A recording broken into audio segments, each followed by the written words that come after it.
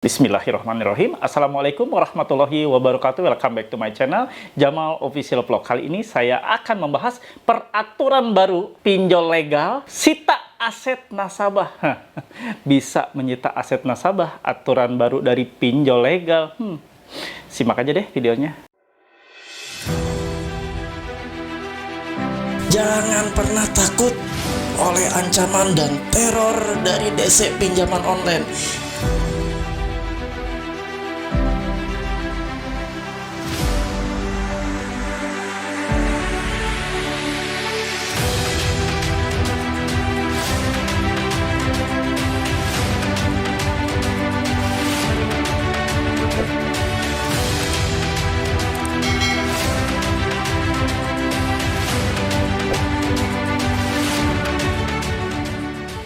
Alhamdulillah teman-teman semua ketemu kembali ya dalam kondisi alhamdulillah diberikan nikmat sehat oleh Allah Subhanahu wa taala. Mudah-mudahan kawan-kawan semua juga diberikan nikmat sehat yang sama. Kita sama-sama sehat, sama-sama memberikan motivasi ya. Saya memberikan motivasi Anda juga memberikan motivasi kepada saya untuk terus membersamai kalian. Sama ya, Anda juga memotivasi saya. Saya kuat banget loh ingin memotivasi Anda, ingin menaikkan booster mental kalian karena kalian banyak ya. Banyak di beberapa media yang saya jumpai khususnya di paguyuban member yang saya buat, itu Anda masih banyak tertekan, terintimidasi, masih banyak bingung. Untuk itulah saya hadir. Mudah-mudahan hadirnya saya ini memberikan manfaat yang besar buat kalian semua, menambah wawasan dan menambah ilmu kalian. Amin ya rabbal alamin. Sebelum kita memulai, seperti biasa kita berdoa dulu agar apapun yang kita lakukan mendapatkan keberkahan dan mendapatkan keridhaan dari Allah Subhanahu wa taala.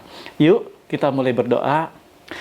Ya Allah, ya Rabb, ampunilah dosa hamba-Mu ini ya Allah, dosa yang telah larut dalam jerat riba pinjaman online ya Allah. Ya Allah, keluarkan hamba-Mu ini, istiqomahkan hamba ya Allah untuk keluar dari jerat riba pinjaman online dan untuk tidak lagi dan untuk tobat terhadap pinjaman online ataupun mengais rezeki dari pinjaman online. Ya Allah, hamba berdoa untuk saudara-saudara yang saat ini sedang sakit, sedang terbaring sakit ya Allah. Sembuhkan sakit penyakitnya, pulihkan mereka ya Allah, agar mereka dapat melakukan aktivitas seperti sedia kala, agar mereka dapat melakukan aktivitas untuk memenuhi kebutuhan kehidupan sehari-hari ya Allah.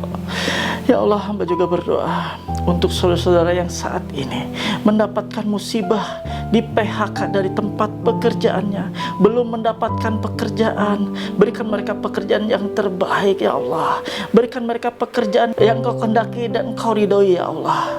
Berikan mereka pekerjaan-pekerjaan yang lebih baik dari pekerjaan yang sebelumnya.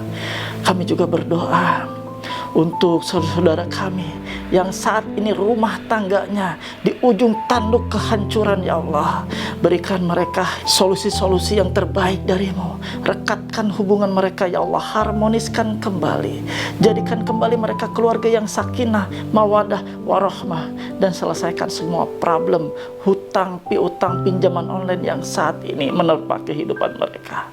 Untuk kawan-kawan kami yang saat ini sedang bermasalah, sedang stres, sedang khawatir atas tekanan-tekanan dan intimidasi dari teror-teror pinjaman online, berikan mereka keikhlasan, berikan mereka kekuatan, berikan mereka kemantapan hati untuk benar-benar keluar dari jeratan riba pinjaman online ini dan untuk bisa menyelesaikan segera permasalahan hutang piutang pinjaman online ya Allah. Ya Allah, perlancar segala aktivitas, segala usaha, berikan semuanya kemudahan ya Allah, dan berikan semuanya keberhasilan. Amin ya rabbal alamin. Alhamdulillah, kembali kita bisa mendoakan satu sama lainnya. Mudah-mudahan Allah memberikan keridhaan atas semua kita ya. Dan mudah-mudahan Allah memperlancar apapun yang kita maksud dan membuatnya berhasil. Amin ya rabbal alamin. Oke teman-teman, seperti tadi yang saya bahas, saya tidak akan membuang waktu banyak, bahwa saya akan membahas masalah peraturan baru dari pinjol legal yang membahas tentang menyita aset punya nasabah. Ini adalah pertanyaan yang banyak sekali dipertanyakan oleh paguyuban melawan pinjol se-Indonesia, yaitu grup di salah satu Facebook, yang mana dalam grup ini adalah wadah dari nasabah yang gagal bayar, baik pinjol legal maupun ilegal. Dan di sini tidak ada namanya joki pinjol, spam pinjol, DC pinjol. Alhamdulillah clear ya. Bagi teman-teman yang mau bergabung di grup ini, silakan. Untuk link atau tautannya ada di kolom deskripsi. Bagi kalian yang mau gabung, harus menjawab 3 pertanyaan. Bila tidak menjawab sama sekali, maka admin tidak akan pernah meng-ACC Anda untuk menjadi anggota paguyuban melawan pinjol se-Indonesia. Ya, oke teman-teman semua, saya akan bahas segera, kita tanpa membuang waktu, untuk permasalahan bahwa pinjol legal itu memiliki hak untuk menyita aset sesuai dengan peraturan baru yang mereka berikan kepada salah satu nasabah yang saat itu sedang gagal bayar. Seperti apa sih peraturannya? Ya, kita akan simak setelah ini. Halo teman-teman semua, jangan lupa untuk subscribe channel YouTube Jamal Official Vlog, lalu aktifkan loncengnya untuk mendapatkan notifikasi video-video terbaru. Terima kasih. Saya akan tampilkan seperti ini ya. Ini yang diterima oleh salah satu nasabah yang kebetulan member paguyuban melawan pinjol. Saya akan bacakan. Ini adalah salah satu aturan di dalam proses ketika nasabah melakukan proses pengajuan pinjaman online. Dan ini mereka meng-screenshot ya, apa yang ada di dalam peraturan tersebut. Mungkin ini nasabahnya tidak mengerti dan tidak tahu, ataupun tidak, bahasa gaulnya tidak ngeh ya. Pada saat proses pengajuan pinjaman itu ternyata ada yang seperti ini. Dan ini adalah aturan dari mereka, dari pihak pinjaman online legal. Ya, ini saya akan bacakan. Peringatan. Data Biro Pinjaman Daftar Hitam Otoritas Jasa Keuangan dan juga Pusat Data Fintech Lending dari Asosiasi Fintech Pendanaan Indonesia, Anda dipastikan tidak dapat mengajukan pinjaman atau pinjaman dalam bentuk apapun juga ke perbankan nasional maupun institusi keuangan lainnya. 2. Pihak pemberi pinjaman dapat melakukan somasi hukum kepada Anda untuk dapat diproses secara hukum dan dapat dikarenakan tuntutan dan dapat dikenakan tuntutan pidana atau perdata di penjara serta denda berupa uang tunai. Ketiganya, terjadi penyitaan terhadap kekayaan fisik maupun non-fisik. 4-nya, tidak dapat mengajukan pinjaman atau kartu pinjaman kepada bank. Nah, ya, ini yang ada di dalam aturan pada saat proses pertama kali kredit mau dikucurkan atau pertama kali pinjaman tersebut mau dicairkan. Saya akan bahas satu persatu ya, bahwa mereka akan masuk pada selik OJK, betul ya. Kalau masalah selik OJK itu adalah sesuatu ketentuan yang memang 90 hari nasabah menunggak atau tidak melakukan kewajiban pembayaran, maka sudah seharusnya data tersebut masuk kepada selik OJK. Dan nasabah dikenakan sanksi tidak dapat melakukan pinjaman ke platform pembiayaan, ke platform perbankan, ataupun hal-hal lainnya yang terkait dengan pinjaman di lembaga keuangan lainnya. Dan ini adalah bentuk sanksi yang tegas. Ketika sudah masuk ke selik OJK, nasabah tidak bisa lagi berbuat apa-apa untuk melakukan pinjaman ataupun pencairan. Ya, jadi kalau di sini sudah kita pahami, dan ini kita semua sama-sama tahu bahwa ini emang aturan yang sudah diberlakukan selama ini ya. Tapi tidak semua namanya nasabah dimasukkan ke selik OJK. Kalau semua nasabah dimasukkan selik OJK, nasabah yang gagal semuanya masuk ke selik OJK, tentunya mereka akan kesulitan nantinya untuk mencari nasabah baru, untuk mencairkan, karena mereka salah satu keuntungan dari perusahaan adalah mencairkan atau proses pencairan, karena di sana ada pokok, ada bunga, ada denda ya, di sana semuanya bermain ya, perputaran uangnya di sana. Oke, yang keduanya bahwa pihak pemberi pinjaman dapat melakukan somasi hukum kepada Anda untuk dapat diproses secara hukum dan dapat dikenakan tuntutan pidana ataupun perdata di penjara serta denda berupa uang tunai. Di sini saya akan jelaskan ya, kalau kalian mendapati hal seperti ini, bahwa kalian akan dituntut secara perdata, it's okay. Dituntut secara perdata sepanjang mereka memang mau melakukan itu dan sepanjang mereka memang sanggup untuk melakukan hal tersebut, silahkan saja. Justru dengan Anda dituntut secara perdata, berarti ada kejelasan. Tinggal nanti ya, kita buka-bukaan di dalam sidang perdata. apa yang sudah mereka lakukan dengan melakukan pengancaman, Anda mempunyai bukti bahwa mereka melakukan hal-hal yang di luar dari SOP, hal-hal yang di luar dari ketentuan yang berlaku, yang sudah diregulasikan oleh pemerintah, bahwa tidak boleh melakukan pengancaman saat penagihan, tidak boleh melakukan sebar data pada H-1, tidak boleh melakukan hal-hal yang berkaitan dengan tindakan yang kurang patut atau tidak sopan. Bahkan ada yang menagih di malam hari atau menjelang tengah malam.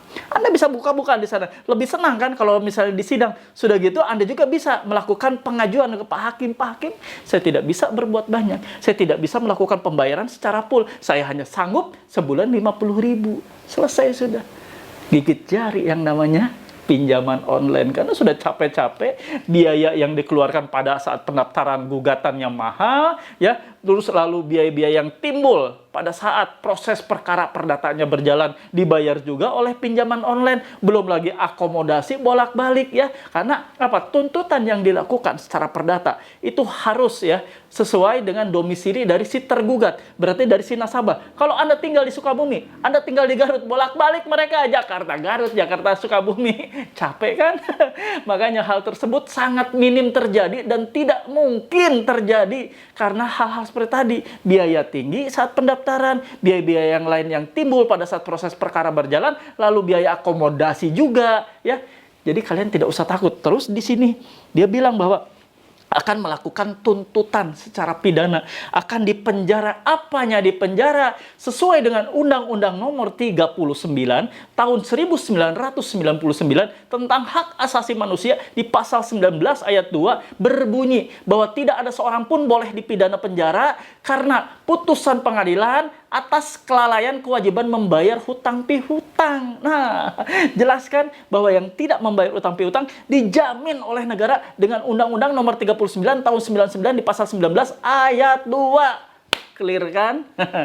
Ini berarti apa namanya? Hoax, bohong. Tidak akan mungkin terjadi, kawan-kawan, ya. Walaupun mereka membuat seperti ini di dalam sistem pada saat proses pengajuan pinjaman, tapi semuanya tidak akan berjalan, kawan-kawan. Jadi kalian jangan takut. Saya edukasi kalian biar terbuka matanya semua, biar kalian bisa melihat bahwa hal seperti ini adalah sesuatu kebohongan, sesuatu dusta yang mungkin dan tidak mungkin terjadi dan tidak mungkin dijalankan oleh mereka, karena mereka akan terbentur dengan undang-undang untuk mempidanakan Anda atau memenjarakan Anda, karena undang-undang sudah menjamin kalian nasabah yang gagal bayar. Paham sampai sini, ya? Lalu kita lanjutkan bahwa akan terjadi penyitaan terhadap kekayaan fisik maupun non fisik. Ini akan menyita aset Anda. Jadi Anda yang gagal bayar, mereka akan melakukan menyita aset Anda di rumah Anda. Motor, misalnya kursi-kursi, TV apa, tidak bisa, kawan. Ya, ini seperti yang tadi yang saya bilang di judul, ya, yang saya pampangkan di judul di awal, di thumbnail juga, bahwa akan menyita aset itu sangat tidak mungkin bisa terjadi. Karena Anda bisa melawannya, melawan secara hukum. Karena apa?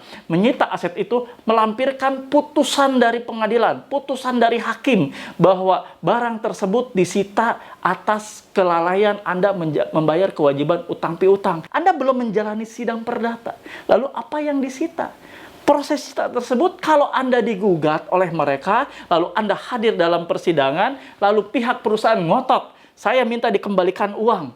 Lalu Anda bilang, saya tidak mempunyai uang. Lalu hakim akan memutuskan akan menyita. Itu pun kalau disita, kalau barang-barang yang berupa kredit atau masih dalam proses kredit, tidak bisa dilakukan penyitaan. Ya, jadi hal-hal seperti ini menyita barang milik nasabah ketika nasabah tidak sanggup melakukan pembayaran, menyita apapun aset yang dimiliki nasabah, tidak bisa seperti itu. Karena mereka harus mempunyai surat, ya, surat izin penyitaan atau keputusan dari pengadilan yang memiliki kekuatan hukum yang tetap, baru boleh melakukan penyitaan. Kalau enggak, disebutnya rampok atau maling. Kalau mereka coba-coba melakukan sita kepada Anda, melakukan penyitaan barang-barang milik Anda di rumah Anda berhak kok Anda bilang maling atau rampok. Apalagi mereka bila masuk dengan paksa, ya, ke rumah Anda, apalagi itu bisa terjerat lagi dengan pasal lainnya di pasal 167. Mereka sudah masuk ke tempat Anda, kan, lalu Anda mengusirnya dan Anda menyuruhnya mereka pergi, tapi mereka tidak mau pergi, itu sudah terkena pasal tersebut. hati-hati ya. Sekarang tuh sebenarnya kalian tuh dalam posisi yang sangat-sangat tepat sekali. Jadi kalian yang posisi menunggak pun, kalian tidak bisa dilakukan semena-mena atau diperlakukan seenaknya oleh para petugas dari pinjaman online atau dari pihak pinjaman online. Anda tidak bisa diberlakukan semena-mena seperti itu ya. Saya mengedukasi kalian seperti ini agar kalian benar-benar paham duduk masalahnya seperti ini loh. Walaupun Anda bersalah misalnya, Anda tidak melakukan pembayaran kewajiban hutang piutang dari pinjaman online ini, tapi mereka tidak bisa melakukan hal-hal seperti itu tuh, melakukan hal menyita barang-barang Anda, melakukan mengambil barang-barang Anda di rumah dengan asumsi bahwa dengan mengambil tersebut sudah himpas. Nggak bisa ya, tidak bisa. Saya teruskan bahwa tidak dapat mengajukan pinjaman kartu pinjaman kepada bank. Ya sudah, emang betul tidak akan melakukan pinjaman lagi kalau memang sudah datanya dimasukkan ke Slik OJK. Nah, sampai sini kalian paham ya. Jadi secara garis besarnya bahwa tidak ada hal-hal apapun yang di dalam ketentuan yang sudah dibakukan oleh mereka ini ya, oleh mereka ini pada saat proses pengajuan itu tidak bisa terjadi, dan semuanya harus terjadi sesuai dengan aturan hukum dan perundangan yang berlaku. Oke teman-teman, saya garis bawahi ya apa yang sudah tadi saya jelaskan dan sudah kalian dengar semuanya, bahwa apapun yang mereka lakukan, bahwa mereka akan melakukan somasi, akan melakukan proses hukum, pidana, memenjarakan Anda, itu tidak akan pernah terjadi. Apalagi mereka akan melakukan proses penyitaan aset-aset Anda, baik fisik maupun non-fisik. Apa itu non-fisik? Tuyul kali non-fisik. Kalau kalian mendapati hal seperti ini, jangan stres kawan-kawan. Dibuat enjoy aja, dibuat relax ya. Kalau perlu, kita jogetin aja. Yuk kita jogetin.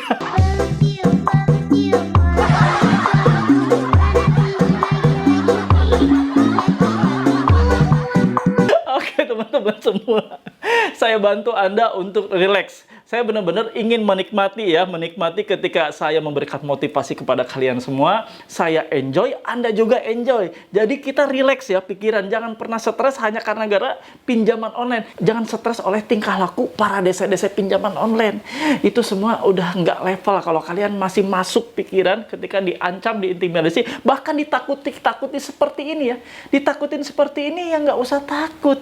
Enjoy aja, relax kawan-kawan. Tidak ada satupun hukuman yang bisa menyentuh kalian atas kelalaian kewajiban membayar hutang piutang. Tidak ada bisa ya hukum bisa menyentuh kalian ketika kalian tidak sanggup melakukan pembayaran hutang piutang secara murni ya. Tidak akan pernah hukum bisa menyentuh Anda. Ingat itu ya. Saya memberikan motivasi seperti ini agar terbangun mental Anda kembali, agar tidak ada perasaan takut, perasaan khawatir, atau apapun yang hinggap di diri Anda. Ingat, Anda nasabah murni. Gagal bayar Anda adalah karena memang Anda terdesak, tidak mampu melakukan pembayaran karena memang dana tidak ada. Beda dengan orang-orang yang gagal bayar karena memang disengaja. Dan itu saya sangat tidak setuju. Kalau ada nasabah, memang ketika niat melakukan pinjaman online atau niat ingin dicairkan, memang pada saat pertama kali niatnya saja, mereka langsung berniat, saya tidak akan pernah bayar. Sengaja saya akan maling atau akan ambil uang dari pinjaman online ini. Nah, itu keliru ya kawan-kawan.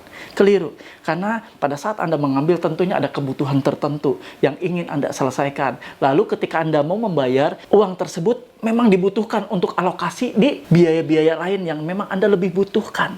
Untuk itu saya minta kalau Anda memang ingin melakukan pembayaran, pastikan bahwa hal-hal kebutuhan lainnya sudah tercukupi. Jadi fokus ke pemenuhan kebutuhan lainnya, baru mikirin utang seperti ini ya. Jangan sampai Anda lapar, anak istri di rumah tidak makan, tidak kebeli susu, SPP tidak terbayar, sekolahnya anak berantakan gara-gara membayar pinjaman online.